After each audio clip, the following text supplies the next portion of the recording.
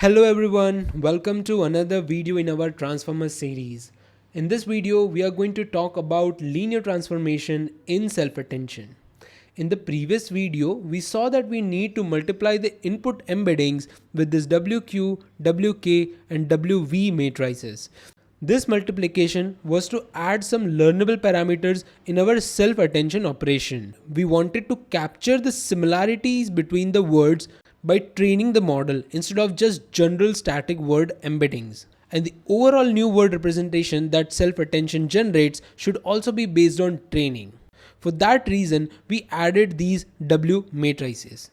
This multiplication of any vector with a W matrix is called linear transformation. The previous video got a bit longer, so I could not go in detail on this.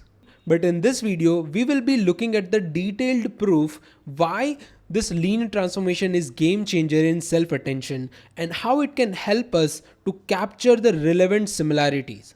With the help of mathematics, we will prove why the captured similarities after introducing these learnable parameters are a lot more relevant, and the overall word representation that is generated after introducing these learnable parameters is an accurate representation of that word. So, are you ready for this video? Let's get started. Before we start this video, let's take a quick recap of what we saw in the previous video of self-attention. This recap will help you to ingrain and remember the self-attention operation by heart, and it will also set the basis for what we are going to discuss in the rest of the video. So let's start by talking about why do we need self-attention? What is the purpose of self-attention?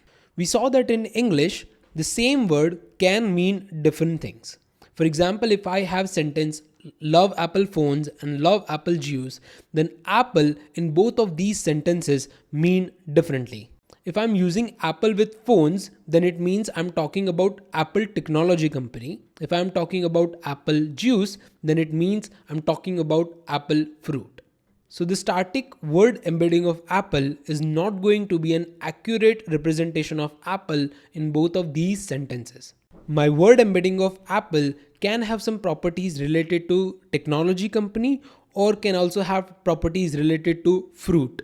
But if I use a word embedding of apple which has some fruit properties in this sentence, then this apple won't be an accurate representation of apple in this sentence. And similarly, if I use a word embedding of apple which has some technology properties in this sentence, then this apple won't be an accurate representation of apple in this sentence. So I need to come up with a way to represent apple based on the context of the sentence. And how is the context of the sentence decided? Isn't it decided by the other words in the sentence? Apple with phones is Apple technology company. Apple with juice is apple fruit. So this means that if I'm representing apple in this sentence, then this apple needs to be aware of the other words in the sentence. And if I'm representing apple in this sentence, then this apple needs to be aware of the other words in this sentence. So what we will do is that we will represent apple with all the words of that sentence. In this sentence, my new word representation of apple can be given by 0.1 times love plus 0.5 times apple and 0.4 times phones. Similarly, my new apple in this sentence can be equal to 0.1 times love, 0.5 times apple and 0.4 times juice. So this way we are representing apple with other words in the sentence. So what is going to happen is if the initial word embedding of apple has some 50% technology company properties and 50% fruit properties, then after representing apple in this way, the overall word embeddings is going to shift more towards the technology side. Why? Because if you look at this operation, then we are adding some component of phones to the existing Apple embeddings. Phones is going to have some properties related to technology, thus the word embedding will be shifted more towards the technology company side. And similarly for the second sentence, If the initial word embedding has 50% technology properties and 50% fruit properties, then after addition of this juice properties to the original apple properties, the overall word embeddings are going to shift more towards fruit side. This new word representation of apple is a better representation of apple in these sentences than our previous old representation, because it more accurately describes that word as per the context of the sentence. Similarly, we'll be representing all the words of the sentence. We can say that my new word embedding of juice is made up of zero point 0.1 times love, 0.4 times apple, 0.5 times juice. And in the original embedding of juice, we are adding some embedding of apple, making this as an juice of apple. Okay, but now you would be having one question in your mind. What are these numbers representing? How are these numbers calculated? We need to come up with a mathematical way to calculate these numbers. These numbers are representing the relationship between apple with other words in the sentence. For example, this 0.4 is the relationship between apple and phones. This 0.5 is the relationship between apple and apple. This 0.1 is the relationship between apple and love. Similarly, if we come to juice, then this 0.1 represents the relationship between juice and love. This 0.4 represents the relationship between juice and apple. This 0.5 represents the relationship between juice and juice. Right? So these numbers are the relationship between every pair of words. And there is a mathematical way to calculate the relationship between words. In a word embedding space, if two words are close to each other, then they are called as more related to each other. And if the two words are far from each other, then they are unrelated to each other, or sometimes even opposite to each other. So in a way, this relationship between two words can be called as the similarity between two words. Because if two words are close to each other, then they are more similar. If two words are far from each other, then they are less similar. And in mathematics, there is a clear formula to calculate the similarity between two vectors. And that is given by the dot product between the two vectors. So this 0.4 will be calculated by multiplying E of apple with E of phones, because this 0.4 is representing the similarity between apple and phones, and similarity in mathematics is calculated by multiplying the two vectors between which we are calculating the similarity. Similarly, this 0.5 will be calculated by multiplying E of apple with E of apple. And this 0.1 will be calculated by multiplying E of apple with E of love. But isn't that this multiplication can be any number? It can be a large number, or it can even be a negative number. Though in our example, I have represented the number in such a way that their sum is always equal to 1. If you look at any word, then you will notice that I have chosen these numbers in a way that their sum is always equal to 1. So we need to find a way to convert this large number or negative numbers into probabilities so that their sum is equal to 1. And we have an operation called soft max that can convert any set of numbers into probabilities. So after calculating these similarities, we need to pass these similarities into softmax and then use them to generate new word representation.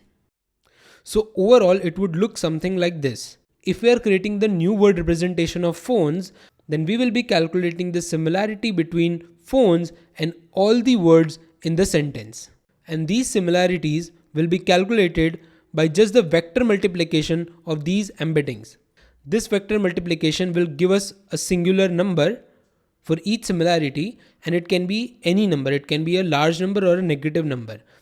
We will pass these large numbers into softmax, which will convert it into probabilities. So the sum of x1, x2 and x3 will be equal to 1. And then we will multiply these probabilities with the embedding vectors again. And by its addition, we will get us the new word representation. So this is what we saw in the previous video. But calculating this new word representation like this has few problems. In this entire operation, we are not using trainable parameters or learnable parameters anywhere. This entire operation is pure mathematics, and sometimes it might not work appropriately for all the words. Let's understand this by taking an example of Apple Watch. Instead of love Apple phones, I'm considering the sentence love Apple Watch.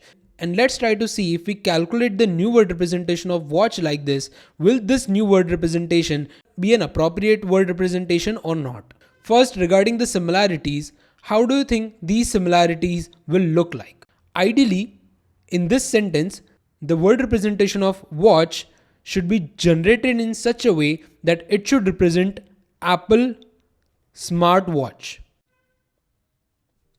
And for that to happen, the word representation of watch must have some Apple technology company properties along with smartwatch properties so that this can represent Apple smartwatch. But it's not going to happen without any trainable parameters. If we plot the word watch in the word embedding space, then it would lie somewhere in between the words like see, observe, or clock, time, etc. Because watch is synonym or related to all of these words. And the apple would lie somewhere in between the words related to fruit and the words related to the Apple technology company. And looking at this word embedding space, the similarity captured between Apple and watch won't be that much because they might be extremely far apart from each other.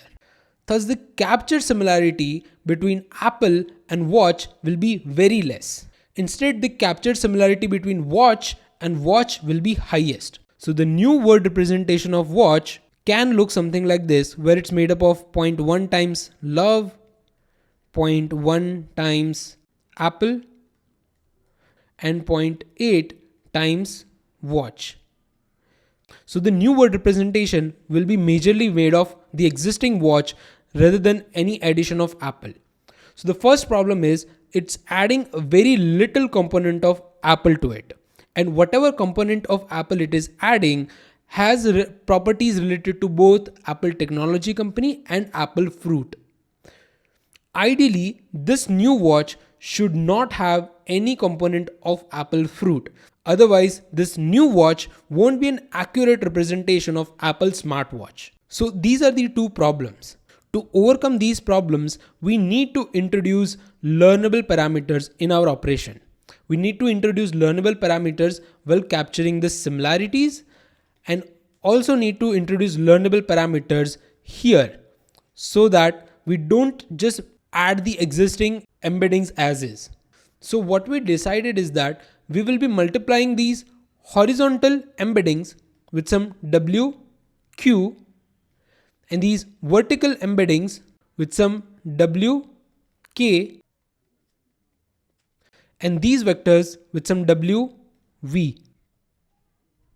This way our captured similarity will be based on training, and the vector that we are adding after the softmax operation is also relevant to describe this new word. This is what I already covered in the previous video. But the purpose of this video is to see and mathematically prove that by adding these learnable parameters in this way, the new word representation will be accurately describing that word in that sentence. In this video, we will mathematically see if this Apple Watch, after adding these learnable parameters, can represent Apple smartwatch or not, and how so. But before we can prove this, we need to understand in detail what is happening by this matrix multiplication of W. So this multiplication of any vector with a matrix is called linear transformation. At least this is the word that is used by the authors of Attention Is All You Need. But it's nothing fancy. If you have studied neural networks with me, then you would remember that the values of any layer in the neural network is captured by this equation, where what we do is that we multiply the input parameters with the W weight matrix, add some bias, and pass it into some nonlinear activation function, which generally is ReLU or 10H. While in linear transformation, all we are doing is we are dropping the use of bias and nonlinear activation function. The crux of that operation is still the same. What it is doing is, if I have an input of size 512 dimension, then after performing linear transformation, that vector will be converted into a 64 dimensional vector. Because if I take an input of size 512, 1, multiply it with some weight matrix, let's say of size 64, 512, then the resultant matrix will be of size 64, 1. So the input 512 dimensional vector is converted into 64 dimensional vector. This linear transformation helps us with two major things. One is changing the dimensionality, and second is extracting richer features from the vector that are more relevant for us in the prediction. Let's look at both of these points one by one. First, let's look at the changing of dimensions. As it's impossible for humans to visualize 64 dimensional vector, I'm going to give you an example of 3-dimensional vector. Let's say if our input vector is of 3 dimension, where the value of that vector is 3, 2, 2, which is what here I'm representing. If we plot this vector in a 3-dimensional space, then it would lie somewhere here. After performing the linear transformation, it will be converted into a 2-dimensional vector. Now you can see that this vector has become 2-dimensional vector, and the space in which that vector was is now reduced to 2 dimensions. So that is what linear transformation does. It changes the dimension of the input into some other dimension. But along with this reduction of dimensions, the main purpose of linear transformation is to extract and magnify certain features from the input. So what I mean by that is, if the initial word embedding has 512 different features that can range from technology, fruit, food, and 500 other such random features, then after linear transformation, the resultant vector will be a representation of only the required features relevant for the further prediction. Let's say we are making a chatbot for an electronic store, and we have trained these weights to capture only technology related features from the input. The original input word embeddings can have 512 different random features, but after linear transformation, it will only capture features related to the technology. These weights govern what the values of these green circles will be. If the weight corresponding to the technology related features are high, then these values will be majorly influenced by the technology related features of an object, and other features from the input will have very less influence or will be discarded, and the resultant vector that we get from the linear transformation will be a measure of technology related properties in an object. To understand this with the help of mathematics, let's take an example of 3 words: apple, orange, and watch. And for simplicity, let's assume that this word embedding is of 3 dimensions and is measuring is tech, is watch, is fruit. The embedding of apple has high value for is tech and is fruit. The embedding of orange has only higher value for is fruit, and the embedding of watch has higher values for the features is tech and is watch. And let's assume that the weights we are using for the linear transformation operation look something like this. The weights corresponding to this feature is 420, and the weights corresponding to this feature is 311. Now we are going to perform the linear transformation of all these 3 words, and we will see how the resultant vectors will look like. The linear transformation of apple will look like this, where we will multiply the input word embedding of apple with this weight matrix, and the resultant vector will be a 2-dimensional vector whose values will be obtained by multiplying this vector with this vector and then this vector with this vector. So let me do a run on this. Let's first multiply this vector with this vector, and the resultant will be 2 into 4 plus 0 into 2 plus 2 into 0, and that will be 8. And then we'll multiply this with this, and its value will be 2 times 3, 0 times 1 plus 2 times 1, and that will be equal to 8.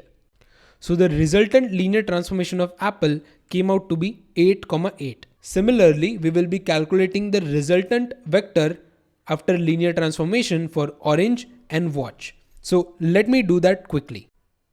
For orange, we need to multiply 0, 0, 3 with this matrix, and the resultant value will be equal to 0 here and 3 here. And for watch, I will be multiplying 1, 3, 0 with the same matrix. And the resultant value will be equal to 10, 6. So this is for apple, this is for orange, and this is for watch. If you notice, I have chosen these weights in such a way that the weights corresponding to is-tech feature is high, while the weight corresponding to is-fruit feature is very low. Thus, we can say that this trained weight matrix is extracting the technology features from the input words. And you can see that it turns out about right. The value of apple is 8, 8, which you can say is high, while the value of orange is 0, 3. These low values in this vector corresponding to orange tells us that orange has very less technology components. This proves that if we train a model for an electronic store, then electronic store will be extracting certain features related to technology because those are more relevant for it to make further predictions. And this model will be able to take more benefit by using this vector rather than this vector of apple, because this new vector is going to tell the model more about the Apple technology company rather than the apple fruit. I hope this is making sense. In a nutshell, multiplying the weight matrix W with any input embedding extracts some richer features from that embedding. If the input has three properties, is tech, is watch, and is fruit, then the resultant vector after linear transformation can have some properties only related to technology. It can be is smart or is callable, something like that. These new features can be anything, but if the model is trained to extract technology related features, then these new features will be representing technology in certain way. So the input vector, which had many random features, are now converted into richer features that are more relevant for the prediction. I hope this is making sense. Earlier, we started with this problem that if we do not multiply the embeddings with any learnable parameter, then the captured similarity for apple and watch will be very less. Now let's try to see if by multiplying it with WQ and WK, is this captured similarity high or not. With whatever discussed here, let's say this weight matrix is WQ. In that case, our E of watch multiplied by WQ is going to be 10, 6. So this 10, 6 is our Q of watch. Similarly, we need to generate K of watch, which will be embedding of watch multiplied by some WK, and K of apple, which will be embedding of apple multiplied by some WK. And then we need to calculate the similarity by multiplying Q of watch with K of watch and Q of watch with K of apple. This will be the similarity between watch and watch, and this will be the similarity between watch and apple. Our purpose is that this value should come out much higher than this value because we want to extract the similarity between watch and apple. Let's see if this will happen or not. I will say that my W of K will have these values. I've assumed these values for now. Let's try to calculate the K of watch and K of apple with this weight WK. Our K of apple is equal to E of apple multiplied by WK. So that will be 202 multiplied by this matrix. And the resultant value will be equal to 10, 6. And similarly, our K of watch is going to be E of watch multiplied by WK. That will be 130 multiplied by this matrix, and that is equals to 4, 4. And now if I multiply Q of watch with K of apple, that is this vector and this vector, then my resultant value is going to be 136. And when I multiply Q of watch with K of watch, then that value is going to be 64. This way you can see that the captured similarity between apple and watch is much higher than the captured similarity between watch and watch. In this example, I have purposefully chosen these weights in such a way that the similarity is higher between watch and apple rather than watch and watch. Why? Because that is what our model will do. We will train the model with lots and lots of sentences. And with every sentence, we will tell these learnable parameters to adjust itself in such a way that it captures the relevant similarities. First, we will pass the sentence love Apple Watch, and in the back propagation, we will tell the model that you need to capture the similarity between watch and apple, thus adjust your weights in such a way that you can identify this dependency.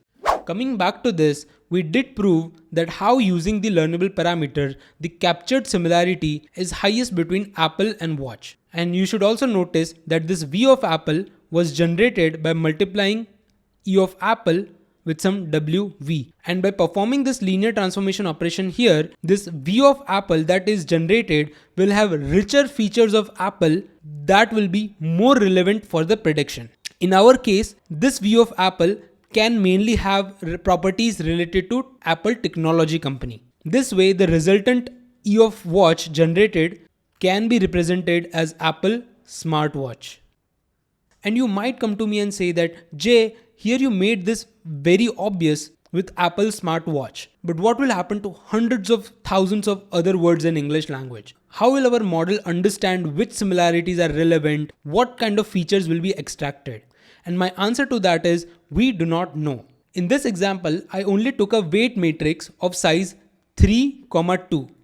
But in the original Transformers paper, they are using the weight matrix of size 512, 64. And they don't use just one such W matrix that I have shown you here. They use 8 such W matrices to process just one single word. And this is also just one block of multi-headed attention. There are 6 such multi-headed attentions are used in a single transformers model. And that is just one encoder block of the transformer. We have decoder as well, where the similar or more number of parameters are used. So you can say to process a single word, let's say watch, one block of transformer is using 512, 64, 8, 6, 2 number of parameters. And that is more than 3 million parameters to process one single word. We do not know what these 3 million parameters do to a single word, but they somehow able to capture certain features from words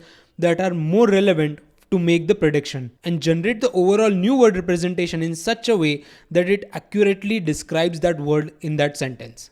I will cover all this encoder block, multi-headed attention and decoder block in the upcoming videos. But I hope with this long discussion that we did, you are able to at least visualize what is going on by multiplying the embeddings with the weight matrices. After training the models, these millions of parameters will be adjusted in such a way that it will be able to identify the complex relationship between words and understand which similarities to capture and generate appropriate predictions. I hope this video was valuable. I know this video could be irrelevant for certain people. All I have done is that I've taken a single statement that I had mentioned in my previous video and we had a long discussion on that. But I wanted to make this video to help you visualize how things work inside any deep learning model and what is the power of the weight parameters. So I hope you are able to learn something from this video, and if you did, please hit the like button, share it among your friends, do subscribe to the channel, and let me know what do you think of this kind of explanation down in the comments below. And we have a long way to go in our Transformer series, so I will see you in the next one.